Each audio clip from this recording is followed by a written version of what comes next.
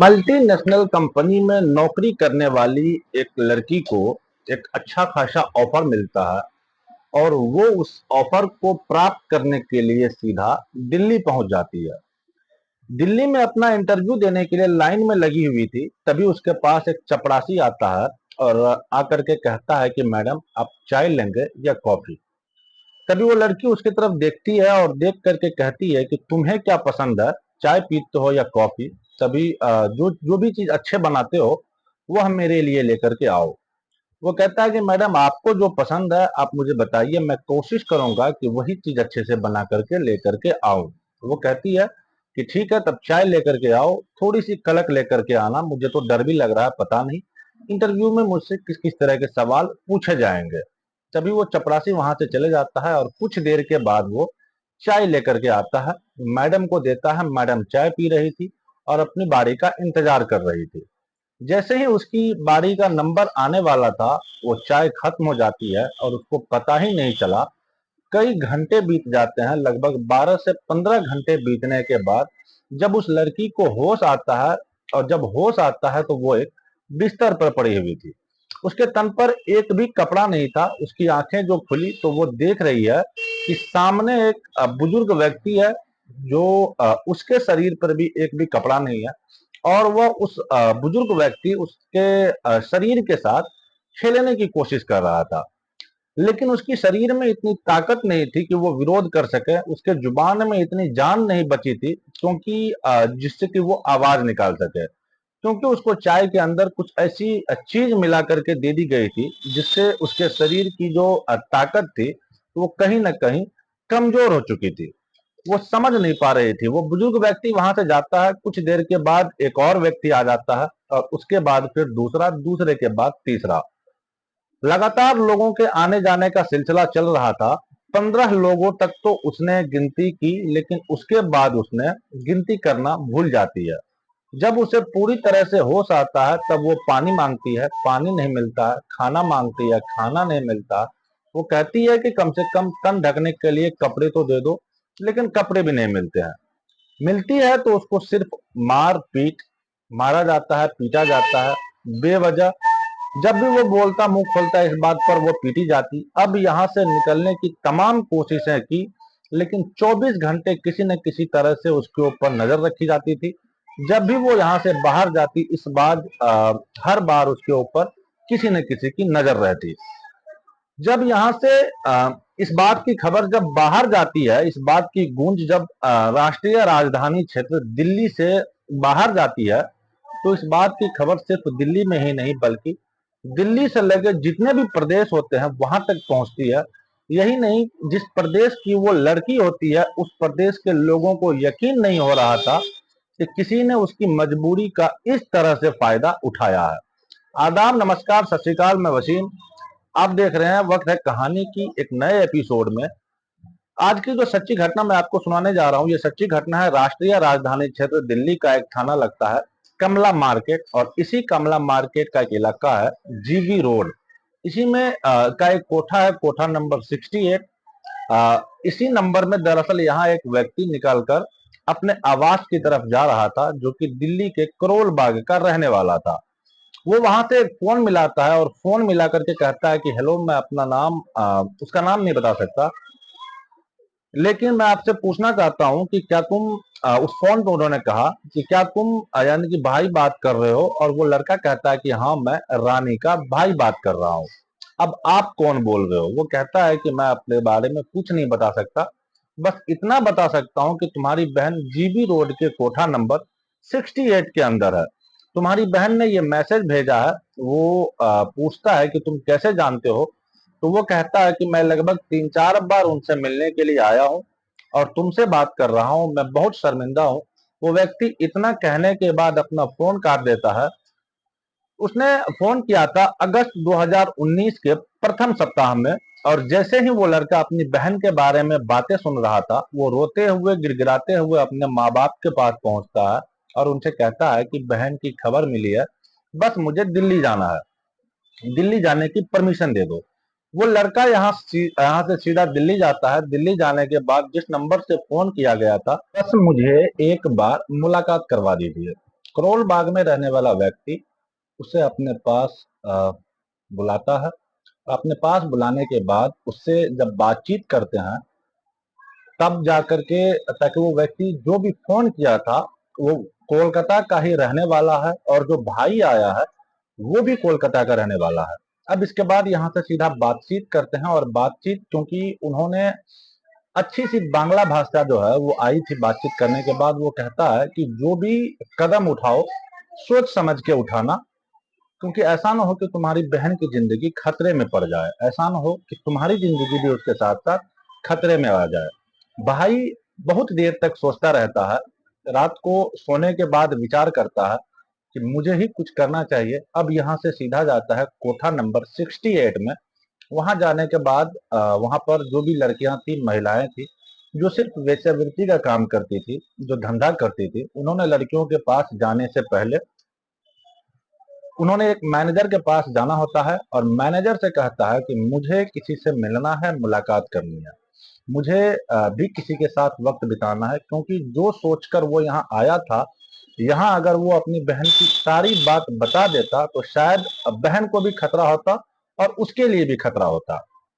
उसके बाद एक एक करके लड़कियां लाई जा रही थी, लेकिन कुल मिलाकर के हर लड़की को वो लगातार रिजेक्ट करता जा रहा था। जब रिजेक्ट कर रहा था, तभी उस महिला ने कहा कि जो एक नई लड़की है, अभी 2 ढाई महीने पहले जो आई है, रानी, उससे मुलाकात करवा दो।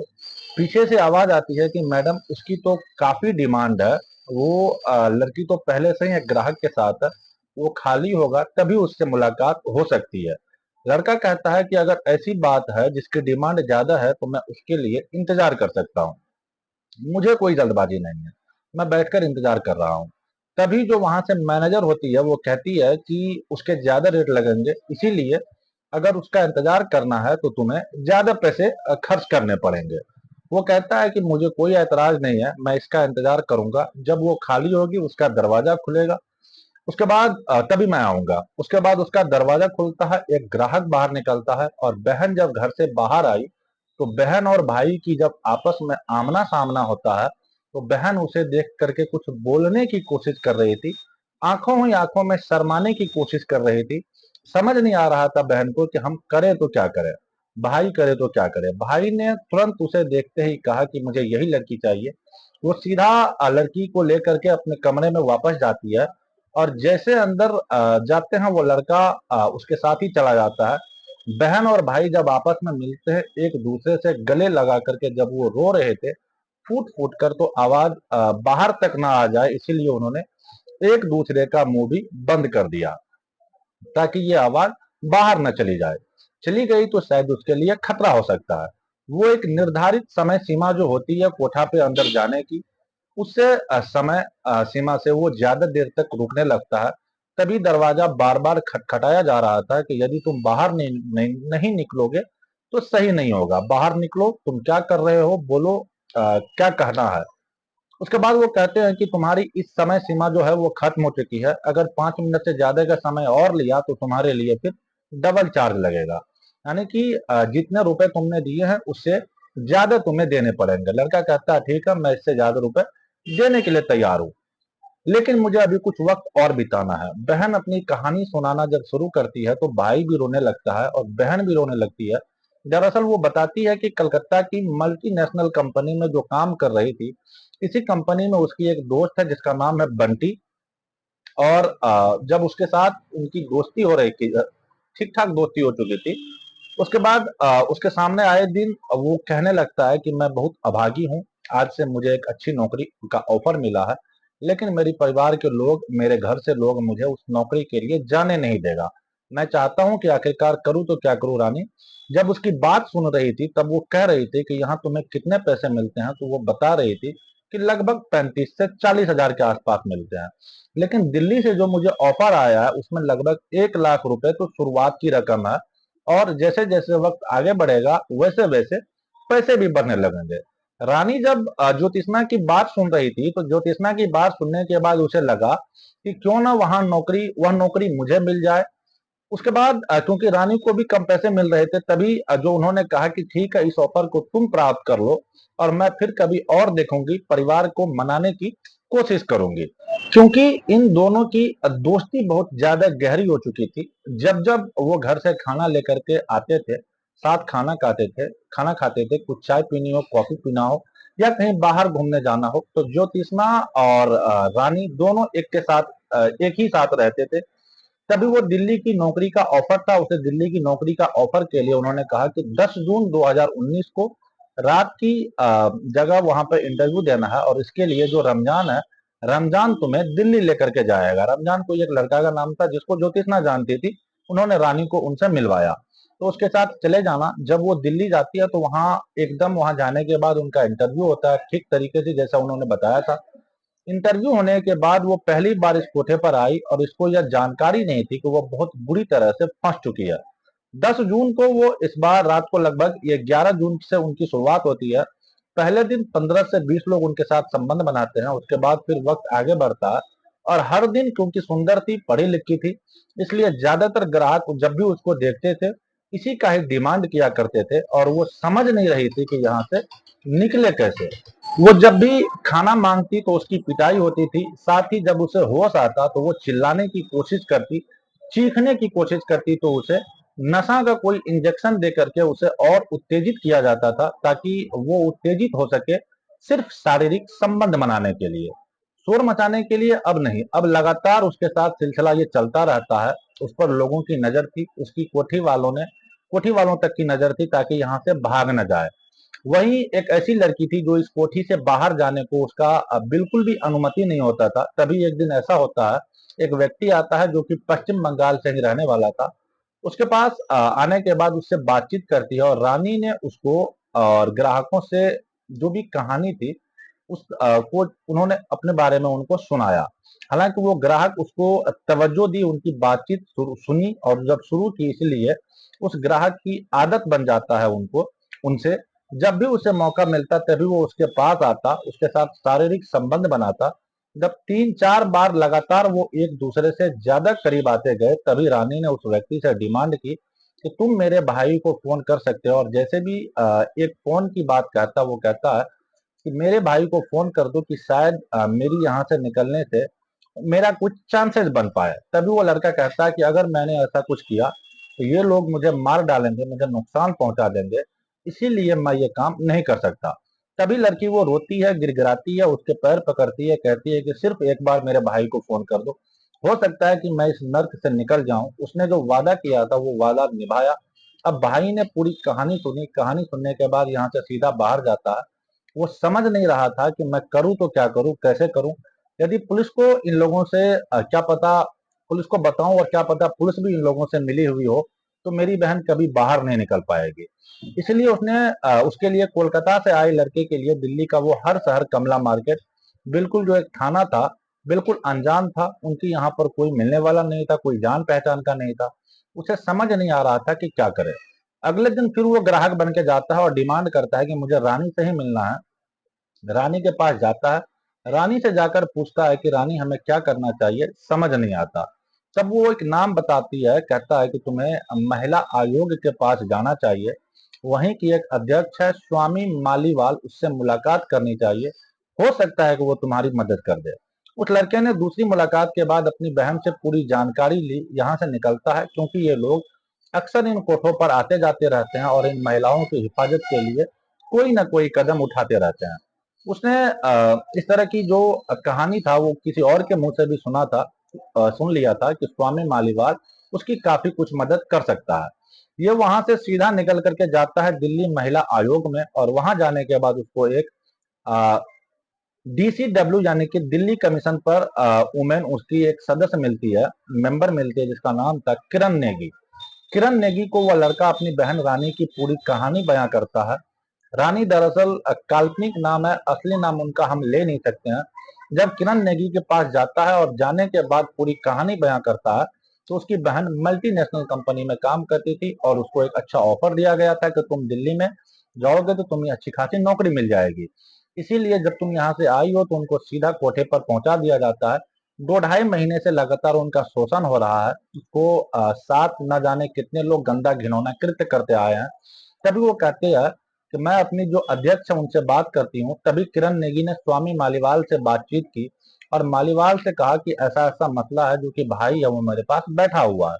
वो अपनी बहन से सीधा कोठी पर जाकर के मिल के आया है, उससे बातचीत करके आया है। इसीलिए इस बात को हम झूठ नहीं ठहरा सकते। इनकी मदद हमें करनी चाहिए। जब स्वामी मालीवाल ने पूरी कहानी सुनी, पूरी कहानी सुनने के बाद सीधा डीपी सेंट्रल जिला मंजीत सिंह रंधावा को फोन करती है और उनसे कहती है कि सर, मुझे आपकी मदद चाहिए। एक जीबी रोड पर कोठा है, वहां पर रेड डालनी है, क्योंकि एक लड़की है जो कई महीने से फंसी हुई है, उसके साथ काफी समय से गंदा और घिनौना कृत्य हो रहा है। उसे नौकरी के बहाने से कलकत्ता से दिल्ली बुलाया गया था। यह मनदीप सिंह रंधावा ने पूरी कहानी सुना। उन्होंने कहा कि ठीक है, एक डेट निश्चित कर लेते हैं। और वो डेट निश्चित हुई 9 अगस्त 2019 को। और 2019 को ये 9 अगस्त की डेट थी। तीसरी बार भी भाई ग्राहक बन के जाता है और उससे यह कहा जाता है कि जब तक टीम नहीं आएगी तब तक तुम उसी कोठे के अंदर रहोगे, अपनी बहन के साथ रहोगे, ताकि हम जाकर आसानी से उन्हें पकड़ सकें, तुम दोनों को बचा सकें। ठीक वैसा ही होता है। किरण नेगी, स्वामी मालीवाल, मंजीत सिंह रंधावा सहित कई ऑफिसर की टीम यहाँ पर जाती है। रेड डाली जाती है और रेड डालने के बाद इस कोठे में जब जाते हैं तब उसे दरवाजा खटखटाने की कोशिश कर रहे थे। दरवाजा खुलता है तो दोनों भाई और बहन उसी कोठे के अंदर मिल जाते हैं। और जब यह कहानी अखबारों के माध्यम से, सोशल मीडिया के माध्यम से लोगों को पता चलता है, इसमें स्वामी मालीवाल ही नहीं बल्कि डीपी मनदीप सिंह रंधावा और उसकी महिला आयोग सदस्य किरण नेगी की जमकर तारीफ की गई। और वह व्यक्ति, लड़का जो था कलकत्ता का, वो अपनी बहन रानी को लेकर के अपने घर चला जाता है। और फिर पुलिस वालों को ही नहीं बल्कि महिला आयोग दिल्ली की भी जमकर तारीफ की गई। यह जब मीडिया में इस चीज को लेकर के बड़ी प्रमुखता से लिखा था कि एक भाई ने अपनी बहन को जीबी रोड से किसी खूबसूरत तरीका से निकाला भी और उनको नुकसान भी नहीं होने दिया और दूसरे लोगों को भी नुकसान नहीं हुआ। साथ ही जब इस कमला मार्केट थाने में एफआईआर दर्ज की जाती है, धारा 370, 376, 10 और 134 के तहत यह फिर दर्ज की जाती है कि जो भी इस कोठे के मैनेजर होते हैं उसको भी गिरफ्तार किया जाता है। और बाकी की जो टीम इसमें शामिल थे, जिन जिन लोगों ने इस महिला को कोठे पर पहुंचाया था, उनके खिलाफ भी एफआईआर दर्ज की जाती है। और फिर वहां भी दर्ज की जाती है, क्योंकि यह लड़की अपने घर से किसी के कहने पर निकली थी कि मुझे दिल्ली में एक अच्छी नौकरी मिलेगी। 8 जून 2019 को वो निकली थी और 10 जून 2019 को जब उसका मोबाइल फोन बंद हो चुका था, तब घर वालों ने उसकी कलकत्ता के अंदर ही गुमशुदगी की रिपोर्ट दर्ज करा दी थी। दोस्तों, इस पूरे घटनाक्रम को सुनाने का उद्देश्य किसी को परेशान करना या किसी का दिल दुखाना कतई नहीं है, बल्कि आपको जागरूक करना है, आपको सचेत करना है। आई होप कहानी आपको पसंद आई होगी। कहानी अगर पसंद आए तो वीडियो को लाइक कीजिएगा। चैनल पर अगर नए हैं तो चैनल को जाते जाते सब्सक्राइब कर बेल आइकन जरूर प्रेस कर दीजिएगा। इसी तरह की वीडियो, इसी तरह की फैक्ट हम अपने चैनल पर लाते रहते हैं आप लोगों के लिए। बाकी मिलते हैं किसी तरह की किसी दूसरे कहानी में किसी नए फैक्ट के साथ। तब तक के लिए अलविदा लेना चाहते हैं। जय हिंद, जय भारत।